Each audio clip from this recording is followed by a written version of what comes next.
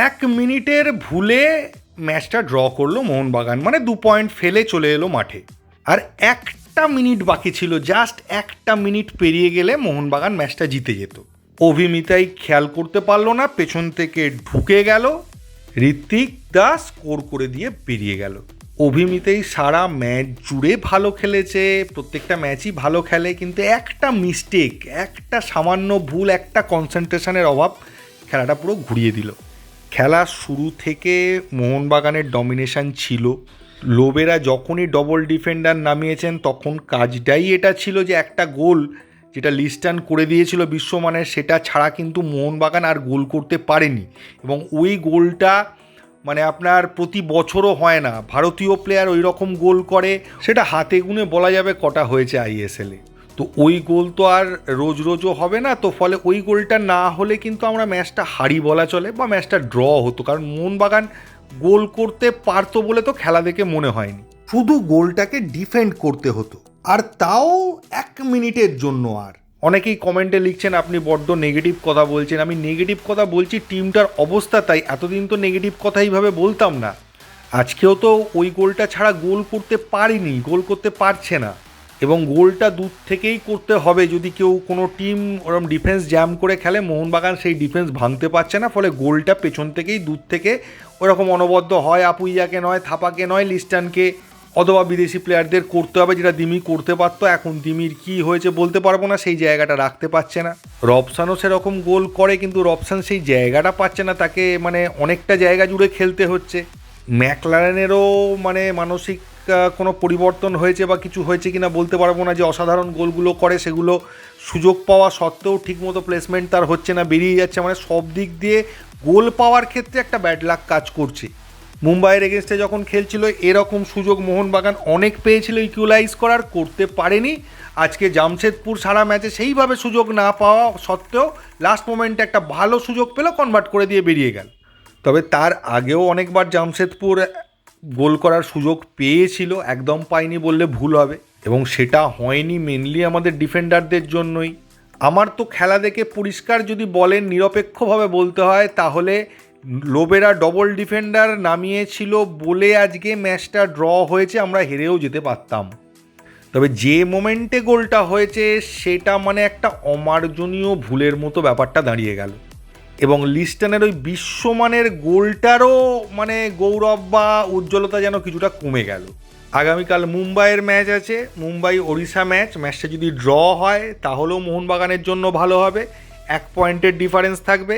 যদি জিতে যায় তাহলে 3 পয়েন্টের ডিফারেন্সটা একটু টাফ হবে। হেরে গেলেও মুম্বাই টপে থাকবে, ত্রিশঙ্কু হয়ে থাকবে, যে কেউ জিততে পারে।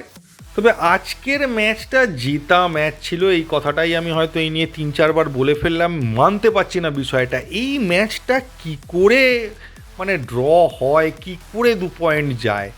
সেট পিসও মোহনবাগান পায়নি বলবো না, কিন্তু সেই রকম কনভার্সন রেট নেই, সেরকম থ্রেটও সেট পিস থেকে কিছু ক্রিয়েট করতে পারেনি মোহনবাগান।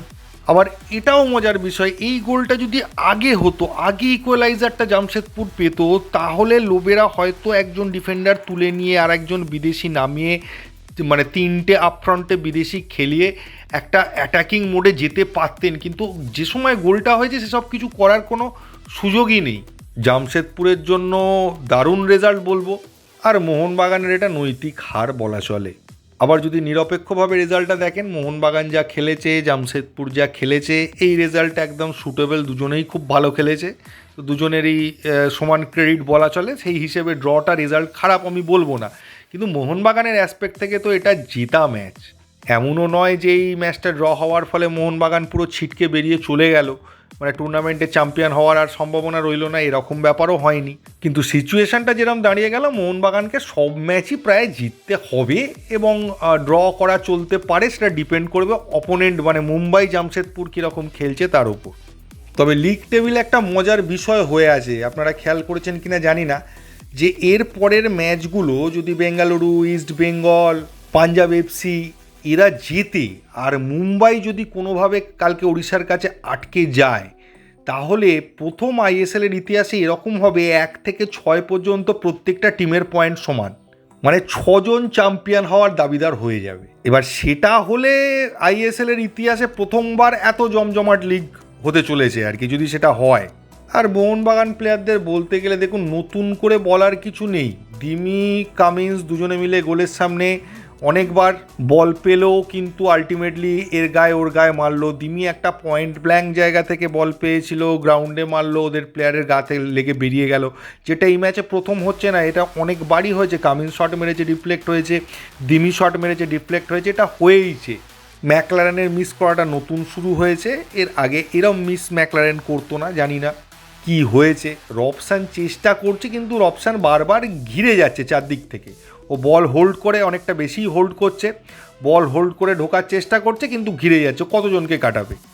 আর এমনভাবে ঘিরে যাচ্ছে যে সাপোর্ট দিয়ে কাউকে পাস দেবে, ব্যাক পাস করা ছাড়া কোনো অপশানই থাকছে না, সব চারদিক থেকে ঘেরা থাকছে। এবং এই রকম খেলার ক্ষেত্রে যেখানে দুটো টিমের ডিফেন্স অপোনেন্টদের পুরোপুরি মার্কিং করে, সেক্ষেত্রে একমাত্র ইন্ডিয়ান প্লেয়ারের কাছেই গোল করার সুযোগটা থাকে, যেটা দুটো টিমের ক্ষেত্রেই হয়েছে। লিস্টান করেছে, কারণ লিস্টানকে শট মারার জন্য ওরা অ্যালাউ করেছে, আর আমাদের প্লেয়ার দেখতেই পাইনি, কারা দেখেছে বিদেশিদের সবাইকে গার্ড নেওয়া হয়ে গেছে, পেছন থেকে ইন্ডিয়ান প্লেয়ার এসে গোলটা করে দিয়ে বেরিয়ে গেছে। থাপা মাঝ মাঠে চেষ্টা করেছে যতটা তার পক্ষে করা সম্ভব, সেই রকম খেলেছে। স্ন্যাচিংটা খুব ভালো ছিল মোহনবাগানের এবছর, যেটা আমি আলাদা করে দেখেছি, স্ন্যাচিংটার জন্যই মোহনবাগান এই খেলাটা খেলতে পারছে। অপোনেন্টের হাফে অপোনেন্টের পা থেকে বল কেড়েই ওরা অ্যাটাকটাকে ইনিশিয়েট করছে। তবে জামশেদপুরের যে বেসিক প্ল্যানটা ছিল লং বলে খেলবো, এটা কিন্তু লোবেরা দুটো ডিফেন্ডার নামাতে পুরোপুরি নষ্ট হয়ে গেছিলো। ওরা বুঝতে পারছিল না কীভাবে খেলবো, কারণ এতদিন ধরে ওরা লং বলে খেলে আসছিল মেসি বৌলিকে উদ্দেশ্য করে। তাকে কিন্তু প্রায় অকেজো করে দিয়েছিল আমাদের দুই ডিফেন্ডার। সানানকে সেইভাবে ভয়ঙ্কর হতেই দেয়নি অভিষেক। সুভাশিস জান প্রাণ দিয়ে ভিন্সি ব্যারাটোকে আটকেছে। আমি কি সমালোচনা করব এদের? এটা বলতে পারি মনবীরকে আগে যে অবস্থায় দেখেছিলাম সেই মনবীর যেন এখন আর নেই, সেই মনবীরকে খুঁজে পাওয়া যাচ্ছে না, এটা বলা যায়।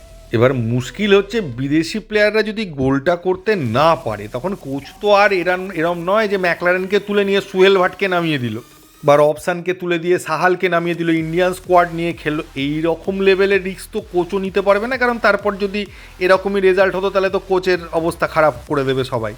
ফলে অপশানই পাওয়া যাচ্ছে না, সব অস্ত্র প্রয়োগ করা হয়ে যাচ্ছে কিন্তু কিছু হচ্ছে না, এইটাই সমস্যা হয়ে দাঁড়িয়ে যাচ্ছে। আর কনভার্সান রেটটা, লিস্টান প্রথম শটটা ঠিকঠাক মারলো, দারুণ মারলো, অসাধারণ মারলো, বিশ্বমানের, তারপরে দুটো শট মারলো গোলকিপারের হাতে। রবসান 35 মিনিটের মাথায় একটা দুর্ধর্ষ ক্রস বাড়ালো, সেটা জেমি ম্যাকলারেনের পক্ষেই সম্ভব ছিল, অন্য কেউ হলে বলতামই না যে ওটা মিস করেছে। জেমি ম্যাকলারেনের পক্ষে সম্ভব ছিল কিন্তু টাচ করতে পারলো না। এবার 58 মিনিটের মাথায় একটা ক্রস দিয়েছিল জেমি ম্যাকলারেন, একদম সুন্দর, যে কোনো একজনের টাচ দরকার ছিল কিন্তু প্লেয়াররা বুঝতেই পারেনি, মানে এখনও আন্ডারস্ট্যান্ডিংয়ের প্রবলেম রয়ে গেছে। মাঝ মাঠে ডমিনেশনটা ভীষণভাবে দরকার এবং সেই রকম ডমিনেশনটা হচ্ছে না, মাঝ মাঠে ডমিনেশন হচ্ছে না বলেই প্রবলেমটা হচ্ছে। আর বিশেষ কিছু আমার বলার নেই এই ভিডিওতে, এইটুকুই। থ্যাংক ইউ, ধন্যবাদ এবং জয় মোহনবাগান।